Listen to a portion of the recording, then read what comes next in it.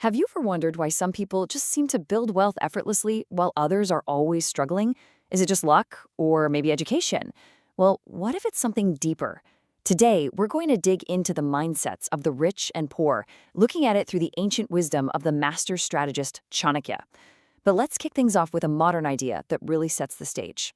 Robert Kiyosaki, from his blockbuster book Rich Dad, Poor Dad, hits us with this powerful line right out of the gate. The idea here is that being broke, that's just a situation. It's a temporary cash flow problem. But being poor, well, that's a state of mind. It's a way of thinking that can stick with you for a lifetime, no matter how much money actually comes and goes. And you know what? This idea isn't new at all. I mean, we're talking way, way back, over 2,000 years ago. The great Indian teacher Chanakya basically said the same thing. He taught that real wealth isn't just about hoarding gold coins. It starts with having the right mindset, which then leads to the right kind of action. All right, so let's dive right into that fundamental split in thinking. Let's talk about the mindset divide. And believe it or not, it all starts with a little voice inside your head. So often, it just comes down to one simple little phrase. One person looks at something they want and says, "I can't afford it." And that's it. It's a statement. Conversation over. The brain just shuts down. But the other person asks a question. Okay, how can I afford it? And that question, it flips a switch.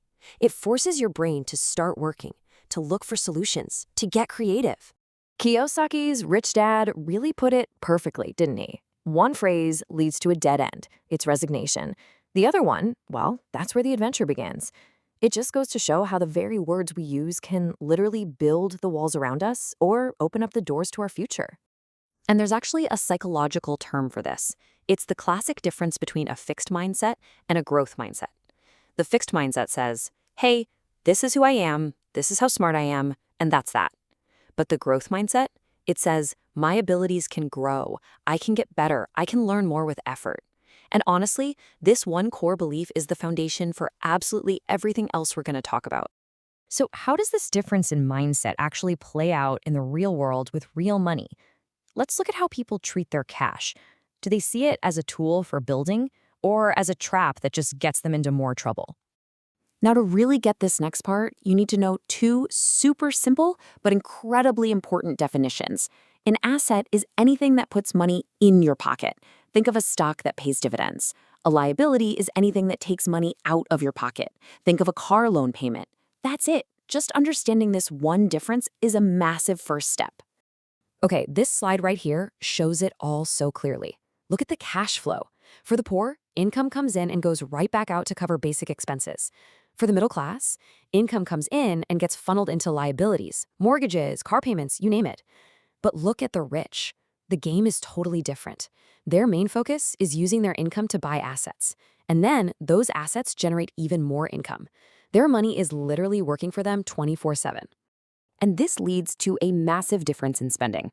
Someone with a scarcity mindset gets a little extra cash and thinks, great, I can finally buy that new phone. They buy the luxuries first. But someone with a wealth mindset thinks, great, I can buy another asset that will pay me forever. They buy luxuries last, with the profits from their assets. That kind of discipline, that choice, is everything.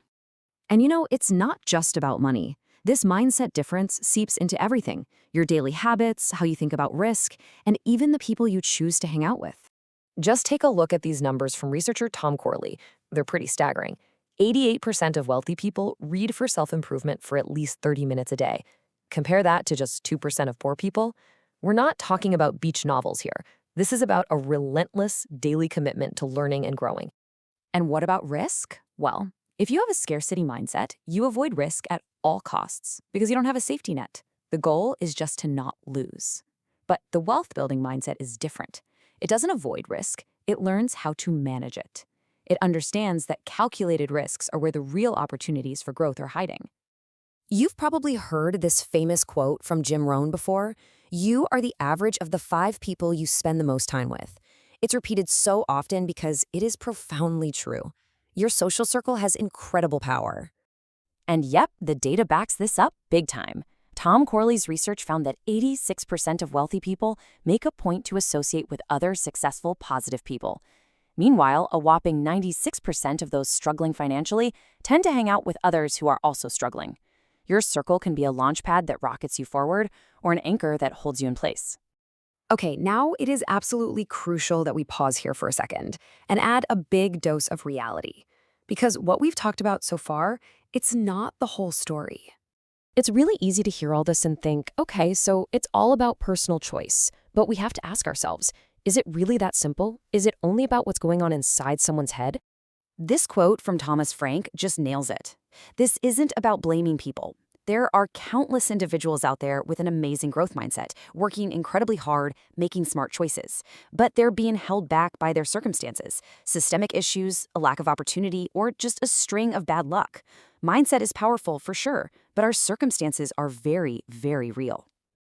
So, acknowledging that reality, how can we take these principles and actually use them to forge a better path forward for ourselves? Let's bring it all the way back to Chanakya. He was an intensely practical guy. He taught that wealth comes from activity. Just sitting around and wishing for things to be different, that gets you nowhere. He believed that taking purposeful, creative action is the antidote to financial hardship. Inactivity, he said, just leads to more distress.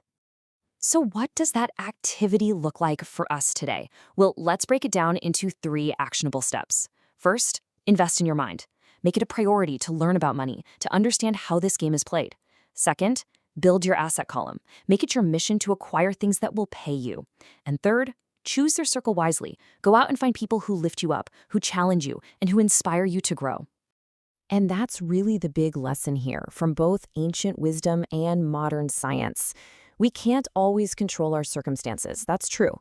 But we can control our mindset, we can control our habits, and we can control our effort. The ultimate message here is one of empowerment. By changing the things that are within your control, you gain the power to change your entire situation.